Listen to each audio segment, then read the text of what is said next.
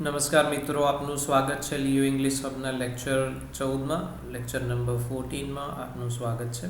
અને આજે આપણે શીખવા જઈ રહ્યા છીએ ટુનો નિયમ. મિત્રો, અત્યાર સુધી આપણે સિમ્પલ પ્રેઝન્ટ ટેન્સના વાક્યો એવા જોયા છે કે જેમાં કોઈ સ્થળની ખાસ વાત થતી ન હતી અને સિંગલ વર્બ હતા, એમાં એકાદ ક્રિયાપદ હોય એમાં. પરંતુ હવે જે નિયમ આપણે શીખવા જઈ રહ્યા છીએ એ સિમ્પલ પ્રેઝન્ટ ટેન્સ જ ચાલે છે, એટલે એમાં તો ઉપયોગ થશે જ, પરંતુ આગળ જતાં બધા જ ટેન્સીસમાં એનો ઉપયોગ થશે. આખા ઇંગ્લિશમાં બધા જ ફોર્મેશનમાં એનો ઉપયોગ થવાનો છે. અત્યારે હાલ સિમ્પલ પ્રેઝન્ટ ટેન્સ જ ચાલ્યો છે, માટે માત્ર એમાં જ આપણે ઉપયોગ કરી રહ્યા છીએ. પરંતુ તમે નોંધ કરી રાખજો કે આપણે એ જે ટુનો નિયમ છે એનો બધે જ આખા ઇંગ્લિશમાં બધે જ એનો ઉપયોગ કરવાનો છે અને ખૂબ જ મહત્ત્વનો છે.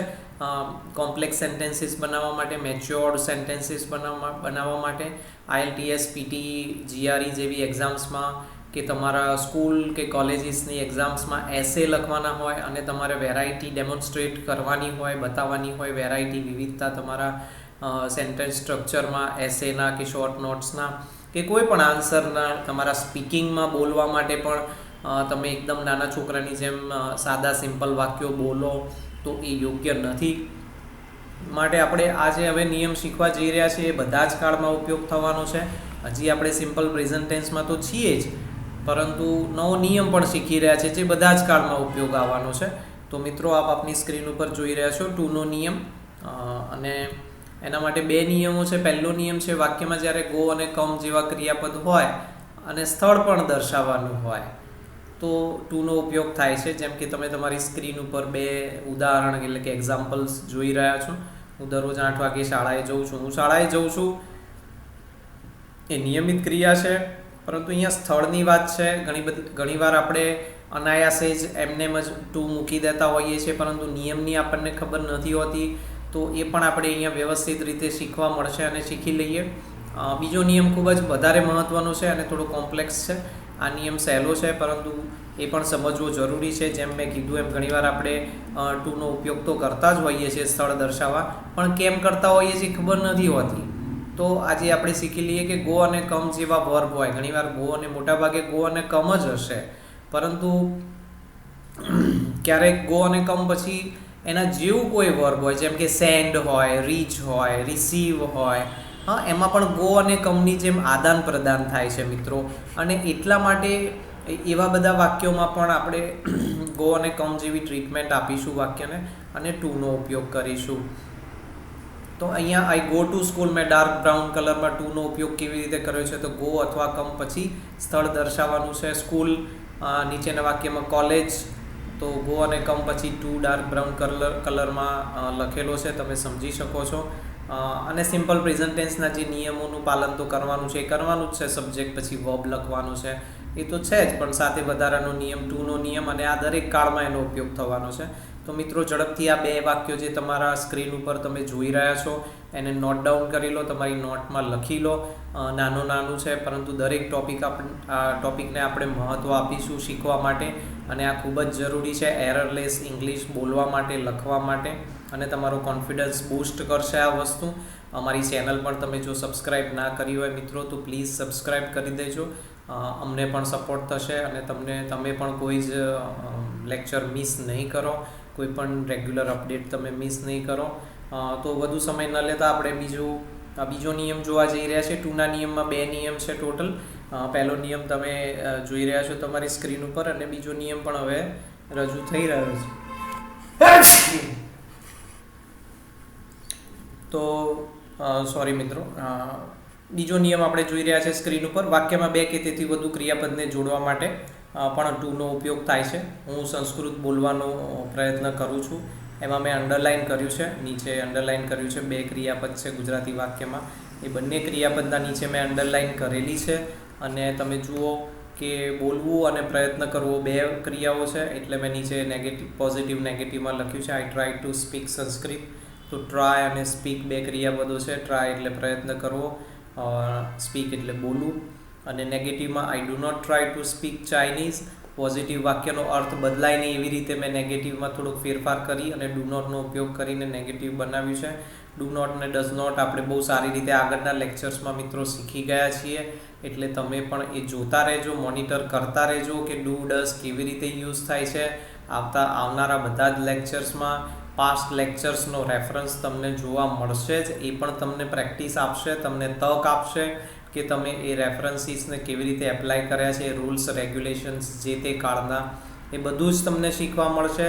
તમે સરસ નોટ બનાવજો, રેગ્યુલર રિવિઝન કરતા રહેજો, વારંવાર રિવિઝન કરજો, અમારા કોઈ લેક્ચર મિસ ના કરતા. બહુ જ સારું અંગ્રેજી તમે બોલી શકો છો મિત્રો. હું તમને એવી પ્રોમિસ નહીં કરું કે અઠવાડિયામાં શીખી જશો, કે એક દિવસમાં આટલા 1000 વાક્યો તૈયાર થઈ જશે ને આટલા 1000 શબ્દો, એવું ફોલ્સ પ્રોમિસ, એવી ખોટા વાયદા નહીં કરું. પરંતુ એક વાયદો હું તમને ચોક્કસ કરીશ કે તમે જો ધ્યાન આપશો અને આ જે રીત હું તમને શીખવાડવા જઈ રહ્યો છું એ રીતે તમે શીખશો તો 100 નહીં 200% તમે પણ મને યાદ કરશો કે ના, વાત સાચી હતી. થોડી વાર લાગશે, એમાં ધીરજની જરૂર છે. કંટાળો પણ ક્યારેક આવશે, વાક્યો બનાવવાના આવશે, મગજ સાથે ડીલ કરવાનું આવશે. ગુજરાતી વાક્યો જે આપણે અત્યાર સુધી જાતે બનાવવાની આપણને ટેવ નથી, એ ટેવ પાડવી પડશે. અને એ બધી પ્રોસેસમાં ક્યાંક કંટાળો આવશે, ટાઈમ કન્ઝ્યુમિંગ હશે, એટલે કે સમય લેતું હશે. પરંતુ મિત્રો, મારો વિશ્વાસ કરજો, ખૂબ જ સારું અંગ્રેજી તમે આ રીતે શીખી શકો છો, લખવા, બોલવા, સમજવા, બધી જ રીતે. અને તેમ છતાંય તમને કોઈ ભૂલો ખાસ થશે નહીં, અથવા તો થશે તો તમે જાતે જ એને આઈડેન્ટિફાઈ કરી શકશો કે મારી આ ભૂલના કારણે આ મિસ્ટેક થાય છે. તો બીજું એક્ઝામ્પલ પણ તમે મિત્રો જોઈ શકો છો. વિદ્યાર્થીઓ તેમની જાતે અંગ્રેજી વાક્યો લખવાનું વિચારે છે. આવા બધા પ્રેક્ટિકલ વાક્યો આપણે રૂટીન આપણી ગુજરાતી ભાષામાં પણ બોલીએ જ છીએ. અને એવું અંગ્રેજી મિત્રો આવડવું જોઈએ. રટ્ટો મારેલું, ગોખેલું, હાવ આર યુ એટલે કેમ છો, આઈ એમ ફાઇન એટલે હું મજામાં છું, આ બધું ગોખેલું તમને થોડાક ટાઈમ માટે ક્યાંક ટેમ્પરરી કામમાં આવી શકે છે, પરંતુ વધારે એની કોઈ મદદ તમને થશે નહીં મિત્રો. પરંતુ હું તમને એવું અંગ્રેજી શીખવાડવા માગું છું કે તમે પણ શીખી શકો છો મહેનત કરીને, કે જેવું ગુજરાતી આવડે મિત્રો એવું અંગ્રેજી તમે બોલી શકો છો, લખી શકો છો. તો વિદ્યાર્થીઓ તેમની જાતે અંગ્રેજી વાક્યો લખવાનું વિચારે છે. આ વાક્યમાં પણ 2 ક્રિયાપદ છે, લખવાનું અને વિચારવું. તો think to write dark brown કલરમાં લખેલું જ છે. અને તમે જોઈ શકો છો નવા શબ્દો પણ તમને અહીંયા શીખવા મળે છે. મિત્રો, એક વિનંતી એ પણ તમને અહીંયા કરવા માગું છું કે જે પણ કંઈ નવા શબ્દો આવે, જેમ કે તેમની જાતે, તો on there on, by themselves, આ બંને સિનોનિમ્સ છે, બંને સમાનાર્થી છે. સોરી, તમે એનો બહુ સારો ભરપૂર ઉપયોગ કરી શકો છો મિત્રો. સોરી.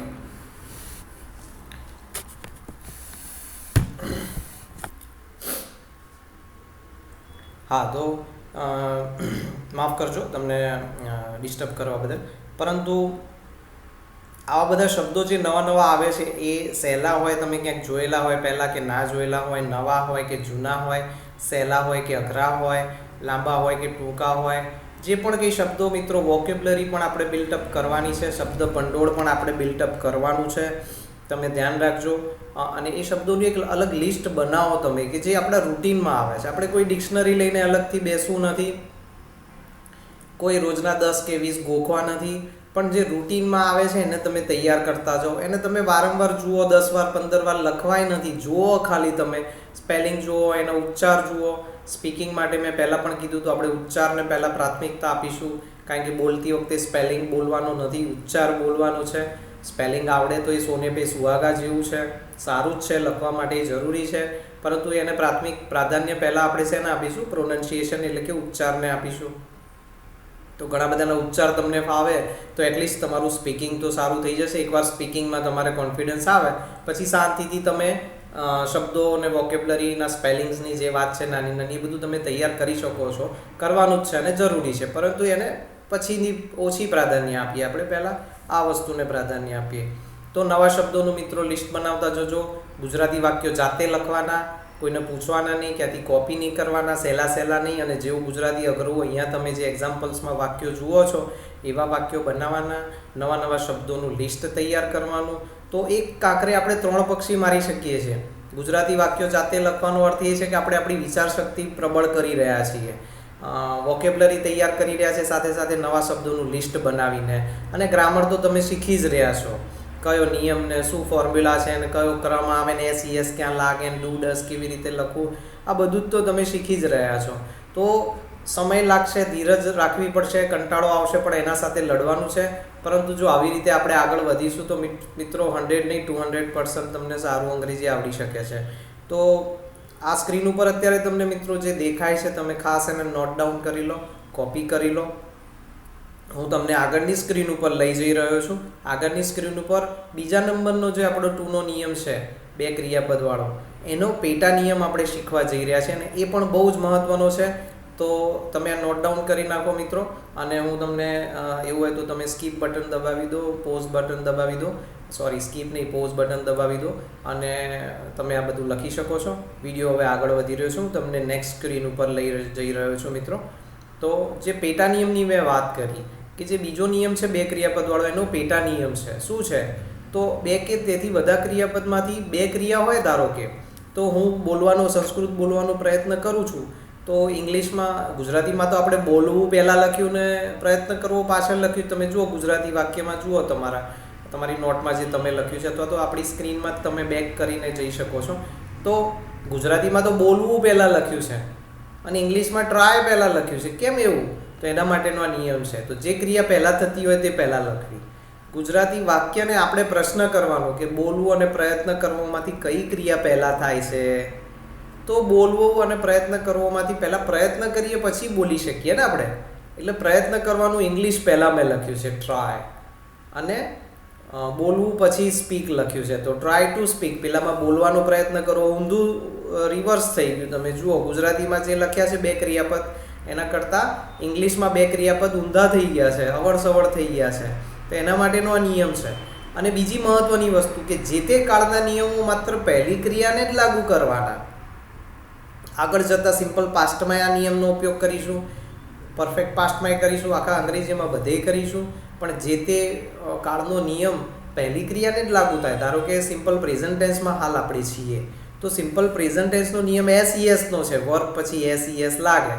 તો એ પહેલી ક્રિયાને જ લાગતું હોય તો પાછું આઈ કે એવા non third person singular verb હોય તો પાછું 2 નહીં ના લાગે. કેમ? તો એ લાગતું જ નથી વાક્યમાં ક્યાંય. પણ ત્રીજો પુરુષ એકવચન હોય સબ્જેક્ટ તરીકે અને SES લખવાનું હોય તો માત્ર ને માત્ર પહેલી ક્રિયાને જ SES લખવાનું, બીજી ક્રિયાનું તો હંમેશા સાદું રૂપ લખવાનું છે. તો મિત્રો આ જે પેટા નિયમ છે બીજા નંબરના 2 ના નિયમનો, એને તમે ઝડપથી નોટ ડાઉન કરી લો, ખૂબ જ મહત્ત્વનો છે. અને આ જે મેઇન નિયમ 1 નંબર અને 2 નંબર અને આ પેટા નિયમ, આ ત્રણેય નિયમને ધ્યાનમાં રાખીને પાછા કેટલાક એક્ઝામ્પલ્સ હું તમને આપવા જઈ રહ્યો છું, કેટલાક એક્ઝામ્પલ્સ તમને બતાવવા જઈ રહ્યો છું, જેથી કરીને તમે વધારે સરળતાથી સમજી શકો.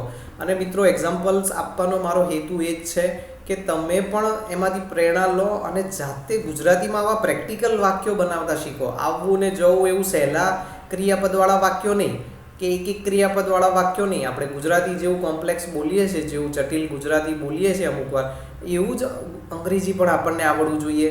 એ કોર્પોરેટ બિઝનેસ ઇંગ્લિશ હોય કે સોશિયલ મીડિયા ઉપર આપણે કમ્યુનિકેશન કરવાનું હોય કે કન્વર્ઝેશન કરવાનું હોય કે એકેડેમિકની વાત હોય, શૈક્ષણિક આપણી જરૂરિયાતોની વાત હોય, બધે જ આપણને એવું અંગ્રેજી આવડવું જોઈએ. તો મિત્રો હું તમને રજૂ કરવા જઈ રહ્યો છું બીજા કેટલાક ઉદાહરણ એક્ઝામ્પલ્સ. તો પ્રથમ સંસ્કૃત બોલવાનું શીખે છે, તો અહીંયા શીખે છે એ પહેલાં લખ્યું છે. કેમ? તો ક્રિયા પ્રોસેસ એ પહેલાં થાય છે, બોલવાનું પછી થાય. એ પહેલાં શીખે પછી બોલે, રાઈટ. અને SESનો નિયમ ખાલી પહેલી ક્રિયાને જ લાગુ પડ્યો છે, બીજી ક્રિયાનું તો તમે જુઓ સાદું રૂપ જ લખ્યું છે. એમાં ક્યાંય પ્રથમ ત્રીજો પુરુષ એકવચન છે તો SES લખવાનું થાય. બીજા એક્ઝામ્પલમાં ગવર્મેન્ટ ત્રીજો પુરુષ એકવચન છે તો SES થિંકની પાછળ જ લખ્યું છે, ઇમ્પોઝની પાછળ નથી લખ્યું મિત્રો. ગોપાલ પણ ત્રીજો પુરુષ એકવચન છે અને ગોપાલવાળા વાક્યની તો ખાસિયત એ છે મિત્રો કે એમાં 3 ક્રિયાપદ છે. ઘણીવાર આવું બી બને, બહુ ઓછું હોય પણ આવું પણ બને કે 3 ક્રિયાપદ હોય. તો ગોપાલ વિદેશ ભણવા જવા માંગે છે, ભણવું, જવું અને માંગે છે એટલે કે ઈચ્છે છે, આ 3 ક્રિયાઓ છે. અને એમાં પહેલી જ ક્રિયાને આપણે SES લખ્યો છે, બાકીની બધી જ ક્રિયાઓ ગો અને સ્ટડી સાદું રૂપ રાખ્યું છે. અને નેગેટિવમાં તો ક્યાંય લાગતું જ નથી. SES જો પોઝિટિવમાં હોય તો એ નેગેટિવમાં તો નીકળી જાય છે. અને મિત્રો અહીંયા ઘણા બધા શબ્દો ઇમ્પોઝ છે, લક્ઝરી કાર્સ છે, નવા નવા શબ્દો છે મિત્રો. તમે એનું લિસ્ટ બનાવો, જે આવડે એવા છે એનું પણ લિસ્ટ તમે બનાવી શકો છો. અને ક્યાંય પણ કંઈ પણ કન્ફ્યુઝન હોય તમે મને કમેન્ટ કરો મિત્રો. એક કમેન્ટ તમે કરશો, હું તુરંત જ એનો જ્યારે પણ હું એ કમેન્ટ જોઈશ અને હું તમને ઓનલાઈન થઈશ એટલે તરત જ એનો જવાબ આપીશ મિત્રો. કોઈ પણ શબ્દ ના ફાવતો હોય, કોઈ કન્ફ્યુઝન હોય, અને તમે જાતે વાક્યો બનાવો મિત્રો. સૌથી વધારે મહત્ત્વનું, ઇંગ્લિશ કરતાં પહેલાં ગુજરાતીને તમે સુદૃઢ કરી દો. ગુજરાતી તમારું મજબૂત હશે ને મિત્રો, તો અંગ્રેજીમાં કોઈ ખાસ વાંધો આવવાનો નથી, સમજી લો.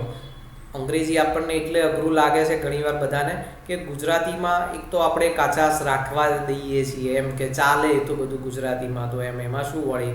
અને બીજી વસ્તુ કે આવા નાના નાના નિયમો કે જે ખરેખર જરૂરી છે, બહુ ભારે ભરકમ નથી, છે સરળ ગુજરાતીમાં જ, ભારે ભરકમ ગ્રામર આપણે શીખવાનાય નથી, પરંતુ જે જરૂરી છે બોલવા લખવા માટે, જે બેઝિક કોમન મિનિમમ ગ્રામર છે એ આપણે ઇગ્નોર કરીએ છીએ. કારણ કે ઘણી બધી યુટ્યુબ ચેનલ્સ મેં પણ જોઈ છે, ઘણા બધા યુટ્યુબ વિડીયોઝ મેં પણ જોયા છે.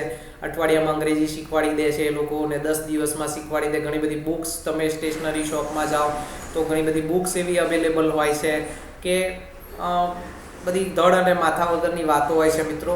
પરંતુ એ એમને જે યોગ્ય લાગે એ કરે છે. તમને એક આ સાચી રીત તમને શીખવા મળી રહી છે, તો તમે એનો ભરપૂર ફાયદો ઉઠાવો. બહુ જ મહત્ત્વનું છે. કોમ્પિટિટિવ એક્ઝામ્સમાં પણ તમે જો ગવર્મેન્ટ જોબ મેળવવા માગતા હોય અને કોમ્પિટિટિવ એક્ઝામ્સની તૈયારી કરી રહ્યા હોય અને જે ફિલ ઇન ધ બ્લેન્ક્સને જે ટ્રાન્સલેશન કરવાનું બધું આવે છે, અને એમાં બધું બહુ જ આ બધા નિયમોની જરૂર પડે છે. જો આ તમે શીખેલા હો તો તમને એમાં પણ ખૂબ જ સરળતા રહેશે મિત્રો. તો જે પણ કંઈ સ્ક્રીન ઉપર દેખાય છે મિત્રો, તમે હાલ નોટ કરી લો આ બધી જ વસ્તુ. અને બીજા વાક્યો બનાવવાના છે, જેટલા બને એટલા વાક્યો મિત્રો બનાવો. અને અમારી ચેનલ ફરીથી તમને રિક્વેસ્ટ કરું છું, સબસ્ક્રાઈબ ના કરી હોય તો કરી દેજો. આજે જોડાવા બદલ આપનો ખૂબ ખૂબ ધન્યવાદ મિત્રો. Thank you very much.